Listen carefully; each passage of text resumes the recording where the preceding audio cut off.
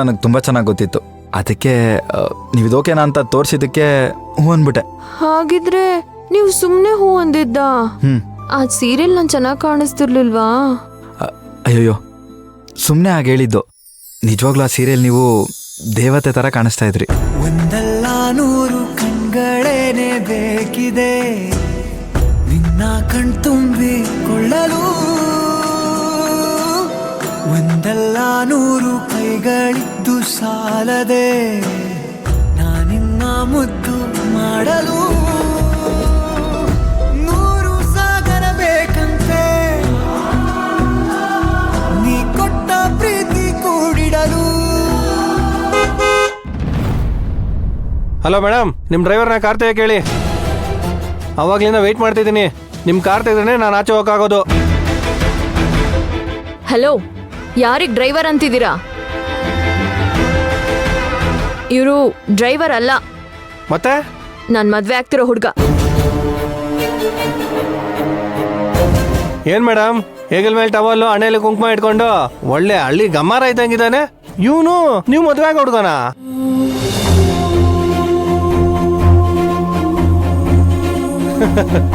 Brother, ಯಾವುದೋ ಜನ್ಮದಲ್ಲಿ ಪುಣ್ಯ ಮಾಡಿದ್ಯಾ ಅನ್ಸುತ್ತೆ. ಸೂಪರ್ ಜೋಡಿ. ನಿಮ್ಮ ಮದುವೆ ಊಟಕ್ಕೆ ಮಿಸ್ ಮಾಡ್ದೆ ನನ್ನ ಕರೀರಿ, ಓಕೆನಾ? ಸರಿ, ಗಾಡಿ ಹಿಂದೆ ಹಾಕಿ. ಒಳ್ಳೆ ಹಣ್ಣನ್ನ ಹುಳನೇ ತಿನ್ನೋದು ಅಂತ ಎಲ್ಲೋ ಕೇಳಿದೆ, ಇವಾಗ ಕಣ್ಣಾರ ನೋಡ್ತಾ ಇದ್ದೀನಿ.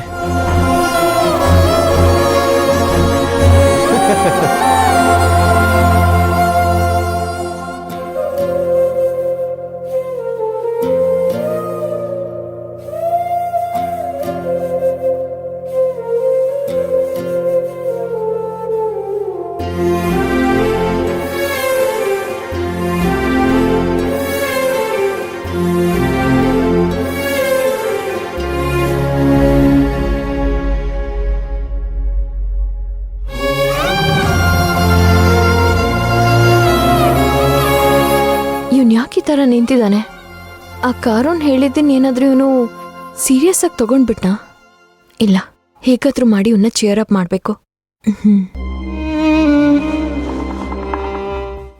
ಕೃಷ್ಣ, ಏನಾಯ್ತು? ಯಾಕೆ ಈ ಥರ ನಿಂತಿದ್ಯಾ? ನೀನ್ ಯಾಕೆ ಈ ಥರ ಇದೆಯಾ ಅಂತ ನನಗೆ ಗೊತ್ತು. ಆಗ್ಲೇ ಆ ಕಾರ್ನವನು ಏನೇನೋ ಮಾತಾಡ್ದ ಅಂತ ತಾನೆ? ಅದಕ್ಕೆಲ್ಲ ನಾವಿಷ್ಟೆಲ್ಲ ತಲೆ ಕೆಡಿಸ್ಕೋಬಾರ್ದು ಕಣೋ. ಇದೆಲ್ಲ ನಮ್ ಜನರ ಮನಸ್ಥಿತಿ ಅಷ್ಟೇ. ಇದಕ್ಕೆಲ್ಲ ಯಾರಾದ್ರೂ ಟೆನ್ಷನ್ ಮಾಡ್ಕೋತಾರಾ? ಅವನಿರೋದಂತಾನೆ ಹೇಳಿರೋದು, ಅದ್ರಲ್ಲಿ ಬೇಜಾರಾಗೋದೇನಿದೆ? ಚಪ್ಲಿಗೆ ತಾನೆಲ್ಲಿರ್ಬೇಕು, ಎಲ್ಲಿ ಹೋಗ್ಬಾರ್ದು ಅನ್ನೋದು ಗೊತ್ತಿರಬೇಕು. ಇಲ್ಲಾಂದ್ರೆ ಹೀಗೆ ಆಗೋದು. ನಾನಿದನ್ನು ನಿಮ್ಗೆ ಯಾವತ್ತೋ ಹೇಳಿದ್ದೆ, ಅದು ನಿಮಗೆ ಗೊತ್ತಾಗಿರ್ಲಿಲ್ಲ ಅಷ್ಟೇ.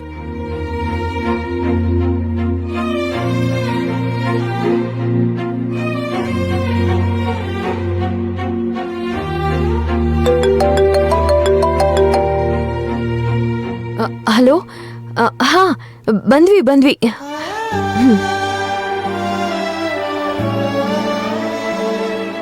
ಮನೆಯವರೆಲ್ಲ ಕಾಯ್ತಿದ್ದಾರೆ, ಹೊರಡಣ್ವಾ?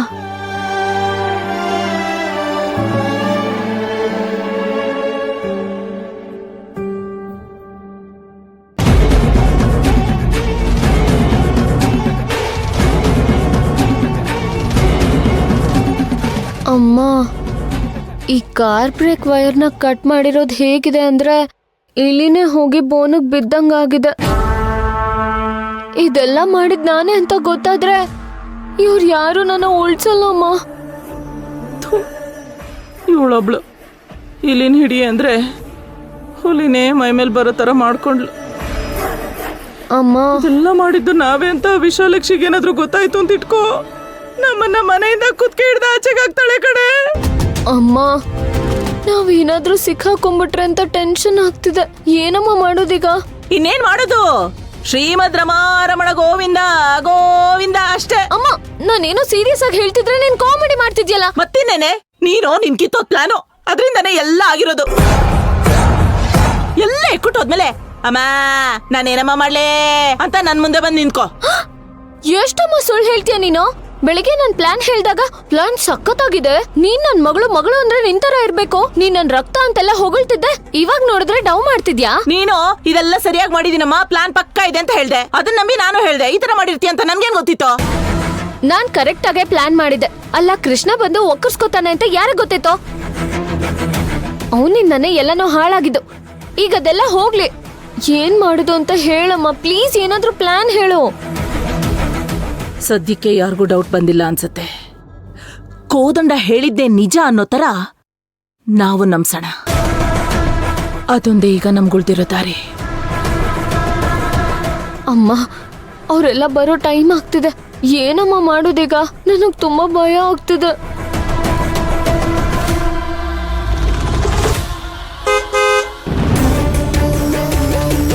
ಅಮ್ಮ ಅವ್ರು ಬಂದ್ರು ಅನ್ಸುತ್ತೆ, ಏನಮ್ಮ ಮಾಡೋದೀಗ?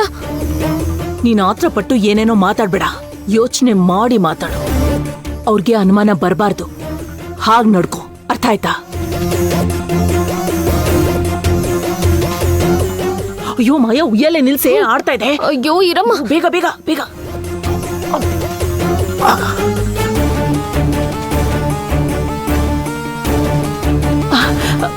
ಅಳಿ ಅಂದ್ರೆ ಅಯ್ಯೋ ರೀ ನೀವ್ ಹೇಳಿದ ವಿಷಯ ಕೇಳಿ ನನಗಂತೂ ಒಂದು ಕ್ಷಣಕ್ಕೆ ಜೀವನೇ ನಿಂತು ಹೋಗಿತ್ತು. ನಿಮ್ಮನ್ನ ನೋಡಿ ಸಮಾಧಾನ ಆಯ್ತು. ಒಬ್ರೇ ಬಂದಿದ್ದೀರಾ? ಮನೆಯವ್ರು ಯಾರು ಬರ್ಲಿಲ್ವಾ? ಇಲ್ಲ, ನೀವೇನು ಹೆದರಬೇಡಿ, ಅವರು ಜವಳಿಗೆ ಅಂತ ಹೋಗಿದ್ದಾರೆ.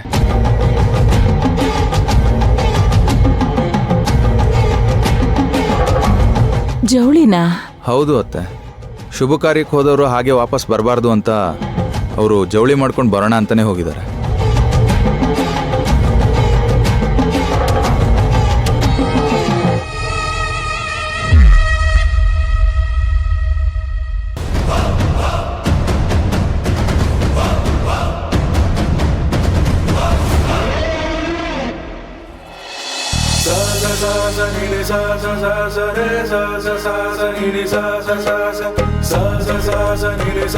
ಕೃಷ್ಣ, ಹೀಗ್ಯಾಕೋ ನಿಂತಿದ್ಯಾ? ಕೂತ್ಕೊಳ್ಳೋ. ಏನೋ ಕೃಷ್ಣ ಇಷ್ಟೊಂದು ನಾಚ್ಕೋತಿದ್ಯಾ? ನಾಳೆ ಮದ್ವೆಲ್ಲೂ ವಂಶಿ ಪಕ್ಕ ಕೂತ್ಕೊಳ್ಳೋಕೆ ಹೀಗೆ ನಾಚ್ಕೊಂಡ್ರೆ ಹೇಗೆ? ಕೂರ್ಸಮ್ಮ ಅವನ್ನ. ನಿನ್ಗೆ ಉಂಗುರ ತಗೊಳಕ್ ಬಂದಿರೋದು, ಕೂತ್ಕೋ ಕೂತ್ಕೋ.